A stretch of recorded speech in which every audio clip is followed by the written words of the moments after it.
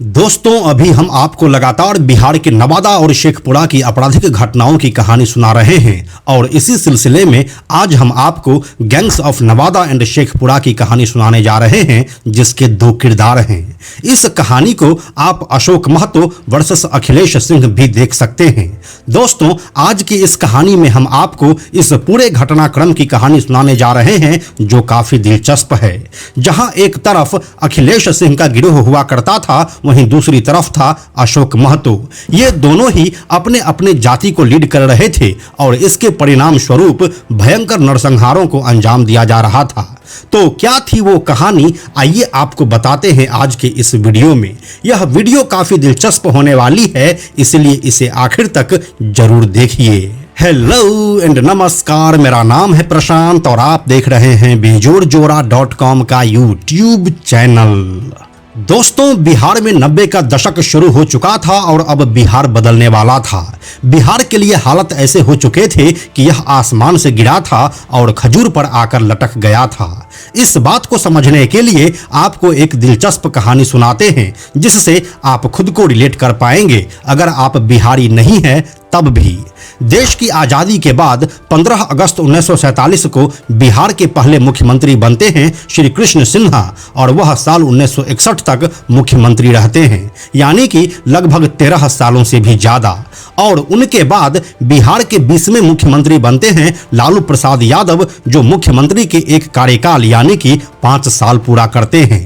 इस दौरान बिहार ने कुल 18 मुख्यमंत्री को देखा और इनमें से कोई भी अपना एक भी कार्यकाल सही से पूरा नहीं कर सके।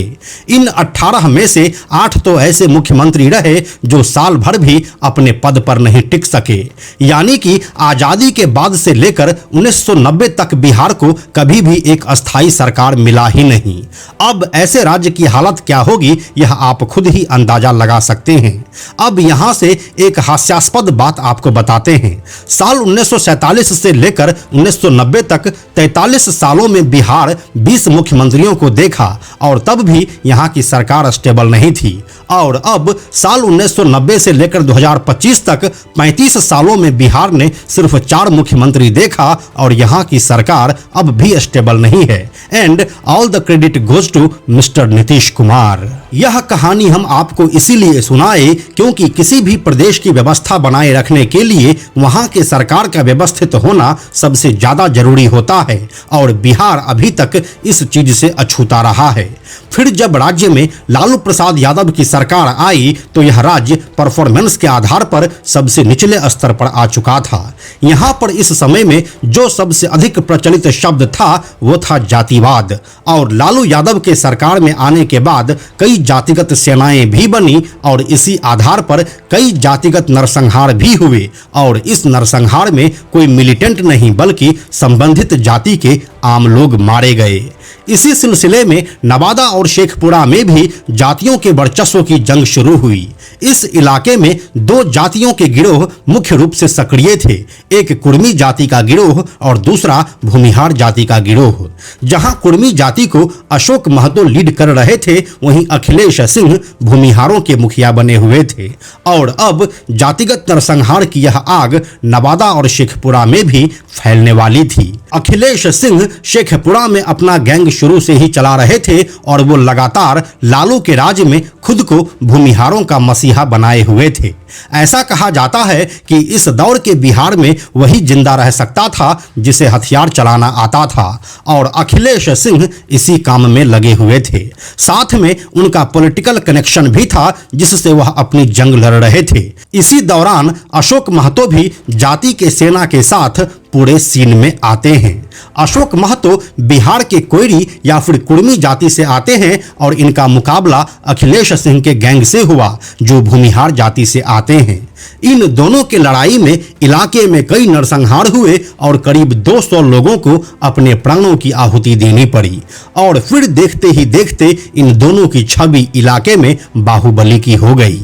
जाति के वर्चस्व से शुरू हुआ यह पूरा खेल जाति के ऊपर ही आगे बढ़ता गया, जिसने इलाके में अपराध की एक नई गाथा लिख दी थी। हम आपको बताते चले कि 1990 के दशक में अशोक महतो और अखिलेश सिंह गिरोह का नवादा, नालंदा और शेखपुरा इलाके में काफी वर्चस्व हुआ करता था, जिससे करीब 200 से अधिक गांव प्रभावित रहते थे। इसके बाद अशोक महतो इलाके के पुलिस के लिए एक बड़ा सरदर्द बन चुका था, जिसे बाद में गिरफ्तार कर लिया गया। यह कोई साल 2000 का रहा होगा जब अशोक महतो जेल की सलाखों के पीछे पहुंच चुके थे, लेकिन असली कहानी अभी बाकी थी। गिरफ्तारी के बाद अशोक महतो को नवादा जेल में रखा गया था। इस समय अशोक महतो के गैंग में पिंटू महतो एक बड़ा नाम हुआ करता था। शेखपुरा के कसार पंचायत के रहने वाले पिंटू महतो को अशोक महतो का राइट हैंड कहा जाता है और अशोक महतो के हर बड़े या छोटे अपराध में वह भी हिस्सेदार रहा है। एक्चुअली में अशोक महतो पिंटू महतो के मौसा लगते हैं। अब आता है साल 2001, जब नवादा जेल में बंद अशोक महतो को पिंटू महतो अपने लोगों के साथ भगाने के लिए जाता है और इसमें वह कामयाब भी हो जाता है। इस घटना में ताबड़तोड़ गोलियों की बरसात होती है और इसमें एक सिपाही मारा जाता है और अशोक महतो जेल से भागने में कामयाब हो जाता है। इस घटना को नवादा जेल ब्रेक कांड के रूप में जाना जाता है। 23 दिसंबर 2001 को नवादा जेल ब्रेक कांड को अंजाम दिया जाता है और फिर इसके 3 दिनों के बाद ही शेखपुरा में एक बड़ा नरसंहार होता है।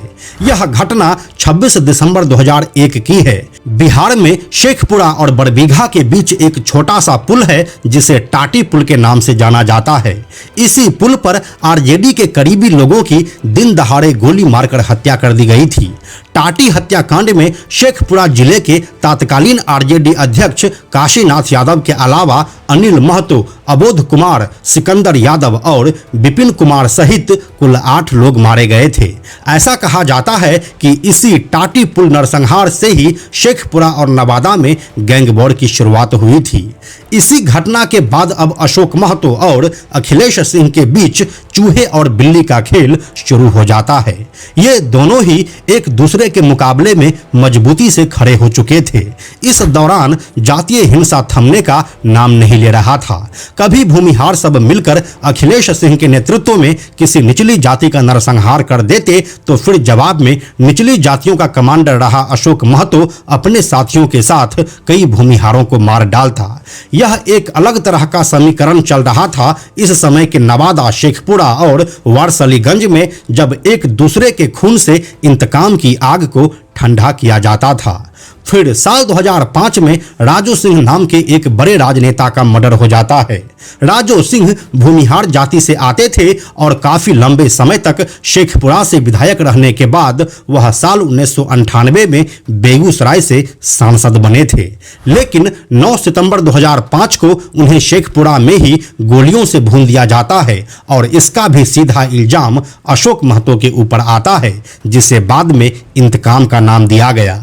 ऐसा कहा जाता है कि साल 2001 में शेखपुरा के आरजेडी प्रेसिडेंट काशी यादव समेत कुल 9 ओबीसी को भूमिहारों ने मारा था, जिसका बदला राजू सिंह को मारकर लिया गया। यह अशोक महतो और अखिलेश सिंह के बीच राइवलरी का सबसे पीक समय आ गया था और इस समय तक अब बिहार में सत्ता परिवर्तन भी हो चुकी थी। लालू यादव और राबड़ी देवी का राज अब खत्म हो चुका था और नीतीश कुमार बिहार के नए मुख्यमंत्री बन चुके थे। नीतीश कुमार इसी वादे के साथ इलेक्ट हुए थे कि वह लालू यादव द्वारा स्थापित जंगल राज को खत्म कर देंगे और राज्य में सुशासन की स्थापना करेंगे। इसी सिलसिले में साल 2006 में मुख्यमंत्री नीतीश कुमार ने अमित लोढ़ा नाम के एक आईपीएस को शेखपुरा जिले का एसपी बनाकर भेजा। अमित लोढ़ा मूल रूप से राजस्थान के रहने वाले हैं और साल 1998 बैच के बिहार कैडर के आईपीएस रहे हैं। वह शेखपुरा में आते ही आपराधिक गतिविधियों को कंट्रोल करने लगे और इसमें उन्हें एक के बाद एक सफलता भी मिलने लगी। लेकिन अपराध कम नहीं हो पा रहे थे क्योंकि बड़ी मछली अभी भी बाहर थी, जिसे पकड़ना अमित लोढ़ा के लिए टेढ़ी खीर साबित हो रहा था। यानी कि अशोक महतो गैंग का सरगना खुद अशोक महतो। अब तक अशोक महतो अपना एक पूरा साम्राज्य बना चुका था और इसके जद में न सिर्फ बिहार बल्कि झारखंड भी आता था। इसीलिए उसे गिरफ्तार करना अमित लोढ़ा के लिए काफी मुश्किल हो रहा था। फिर जाकर शेखपुरा के एसपी अमित लोढ़ा ने अपने पुलिसिया तंत्र का इस्तेमाल किया, जिसमें फोन कॉल का पैरेलल लिसनिंग भी शामिल था और फिर और तरीके से बेहद ही नाटकीय ढंग से उसे झारखंड से गिरफ्तार किया गया। इस गिरफ्तारी के बाद अशोक महतो को जेल हो गई। इसी दौरान साल 2000 में अखिलेश सिंह की पत्नी अरुणा देवी विधायक बन चुकी थी और अब अखिलेश सिंह को पॉलिटिकल सपोर्ट भी मिलने लगा था। इसी वजह से वह बचता रहा, लेकिन अशोक महतो के पास सत्ता परिवर्तन होने के बाद पॉलिटिकल सपोर्ट ना होने की वजह से भागना पड़ा और फिर उसे जेल हो गई। जबकि दूसरी तरफ अखिलेश सिंह के खिलाफ कोई मजबूत मुकदमा नहीं चला। गिरफ्तारी के बाद अगर आज के परिप्रेक्ष्य में बात करें तो अशोक महतो कई सारे मुकदमे में बरी हो चुके हैं और अब वो भी राष्ट्रीय जनता दल से एक्टिव पॉलिटिक्स में आ चुके हैं। वहीं अखिलेश सिंह की पत्नी अरुणा देवी अभी भी वारसलीगंज से भाजपा के विधायक हैं। कुल मिलाकर अगर देखें तो 2 दशक पहले अशोक महतो और अखिलेश सिंह एक दूसरे के जान के प्यासे हुआ करते थे, लेकिन आज 2 दशक के बाद ये दोनों आजाद घूम रहे हैं, जबकि इस दौरान कई निर्दोष लोगों ने अपनी जान गंवा दी। अब हालांकि इलाके में काफी हद तक शांति है और इसका काफी क्रेडिट आईपीएस अमित लोढ़ा को ही जाता है।